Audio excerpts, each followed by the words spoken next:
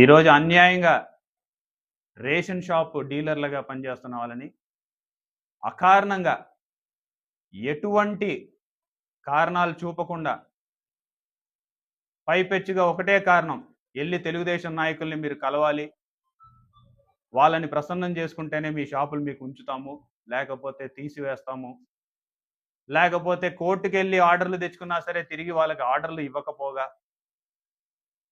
ఈ రేషన్ షాపుల్లో ఎవరినైతే ఇబ్బంది పెడుతున్నారో ఖచ్చితంగా ప్రతి ఒక్క రేషన్ షాపుకి బదిలీ చేయాల్సిన పరిస్థితి ఆ అధికారికి ఉంటుందని చెప్పి కూడా తెలియజేస్తాం. ప్రతి దానికి సమాధానం చెప్పాలి. రిటైర్ అయిపోతాం కదా అనుకుంటే కూడా వదిలే ప్రశ్నే లేదని చెప్పి కూడా తెలియజేస్తున్నాం. ఎందుకంటే అకారణంగా అన్యాయంగా ఎవరికి అన్యాయం చేసినా సరే ఆ అధికారి కూడా బదులు ఇచ్చుకోవాల్సి వస్తుంది. ఫీల్డ్ అసిస్టెంట్లన్నీ తీసేసినారు. ఖచ్చితంగా ఎక్కడెక్కడ అన్యాయంగా ఫీల్డ్ అసిస్టెంట్లన్నీ తీసేసినారో, ఆ విఓఏలని తీసేసినారో వారందరికీ కూడా ఈ అధికారులందరూ కూడా జవాబు ఇవ్వాల్సిందే. మేము అధికారంలోకి వచ్చిన తర్వాత మర్చిపోతాం కదా, తిరిగి ఏదో ఒక రకంగా ఆ రోజు ప్రసన్నం చేసుకోవచ్చు అనుకుంటే మాత్రం పొరపాటు అవుతుందని చెప్పి కూడా తెలియజేసుకుంటాం. మీరు చేసినటువంటి పనులని మర్చిపోం, జరిగినటువంటి అన్యాయాన్ని మర్చిపోం, మాట్లాడిన మాటల్ని మర్చిపోం. జరిగిన ప్రతి అన్యాయానికి, జరిగిన ప్రతి అకారణంగా జరిగినటువంటి అన్యాయానికి, మాట్లాడిన ప్రతి మాటలకి జవాబు అనేది ఖచ్చితంగా వడ్డీతో సహా ఉంటుంది అని చెప్పేసి కూడా ఈ సందర్భంగా తెలియజేసుకుంటాం. ఎవరిని కూడా ఈరోజేదో ఈ ప్రభుత్వంలో రేషన్ షాప్ డీలర్లను తీసేస్తే ఏమవుతుందిలే, లేకపోతే విఓఎల్ని తీసేస్తే ఏమవుతుందిలే, లేకపోతే ఫీల్డ్ అసిస్టెంట్లను తీసేస్తే ఏమవుతుందిలే, లేకపోతే సిఆర్పీలను తీసేస్తే ఎవరేం చేస్తారులే అనుకుంటే మాత్రం బాధ్యులు మీరే. లేకపోతే అన్యాయంగా పోలీస్ స్టేషన్లలో కేసులు పెట్టినా సరే, ఎందుకంటే గతంలో ఇక్కడే పనిచేసినారు, ఇక్కడ పని చేసినప్పుడు ఎక్కడా కూడా మేము ఇబ్బంది పెట్టలా, అన్యాయంగా కేసులు పెట్టమని కూడా చెప్పాల. కానీ ఈరోజు పెట్టేటువంటి పరిస్థితి చూస్తున్నాం.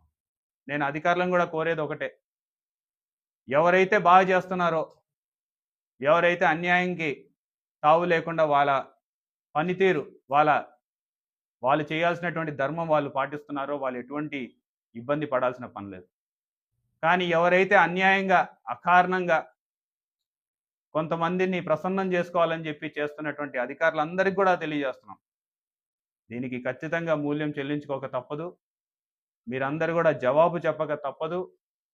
అన్యాయం జరిగిన ప్రతి ఒక్క ఆ కార్యకర్త కావచ్చు, లేకపోతే ఆ ప్రజలు కావచ్చు, వాళ్ళకి జవాబు చెప్పి తీరాల్సిందే.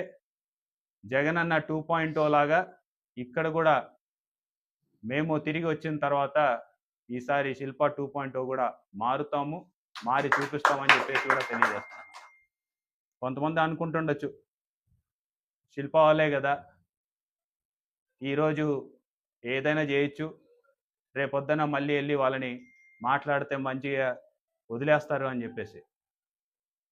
మళ్ళీ చెప్తున్నా, జరిగిన ప్రతి అన్యాయాన్ని గుర్తుపెట్టుకుంటాం, మాట్లాడిన ప్రతి మాటని గుర్తుపెట్టుకుంటాం, అన్యాయాన్ని మర్చిపోం, మాటల్ని మర్చిపోం, తిరిగి వడ్డీతో సహా చెల్లిస్తామని చెప్పేసి కూడా ఈ సందర్భంగా తెలియజేస్తున్నాను. నేను ఒకటే కోరుతున్నా అధికారులకు కూడా, మీరు ఎవరో మెప్పు కోసం, ఎవరో ప్రెషర్ వల్లనో మీరు కానీ అన్యాయంగా ఎవరికైనా సరే అన్యాయం చేసిన వాళ్ళు అవుతే మాత్రం మీరు అందరూ కూడా మళ్ళీ ఆలోచించుకోమని చెప్పి చెప్తున్నా. ఎందుకంటే ఈ నియోజకవర్గం కాకపోతే ఇంకొక నియోజకవర్గం చూసుకోవచ్చులే అనుకుంటే మాత్రం పొరపాటు. ఈ నియోజకవర్గం కాదు, పక్క నియోజకవర్గాలు కాదు, ఖచ్చితంగా మీ మీద ఎంక్వైరీలు ఉంటాయి. జరిగిన ప్రతి తప్పిదం మీద ఎంక్వైరీ ఉంటుంది.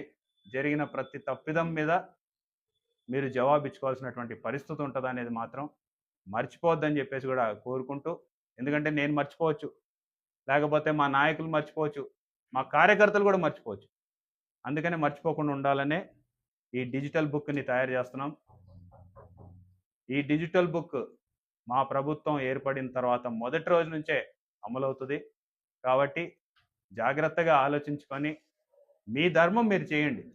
నేను ఎక్కడా కూడా మీ అధికారులకి లేకపోతే మీ అధికార విధులకి ఆటంకం కలిగిస్తామని చెప్పడంలా. చేయం కూడా, గతంలో చేయలేదు, ఇప్పుడు చేయం. కానీ దీన్ని అడ్డు పెట్టుకొని కొంతమంది అవలంబిస్తున్న విధి విధానాల గురించి మాత్రమే మాట్లాడుతున్నా. అలా అవలంబించిన ప్రతి ఒక్కరికి మాత్రం జవాబు వాళ్ళే చెప్పుకోవాల్సిన పరిస్థితి ఉంటుంది.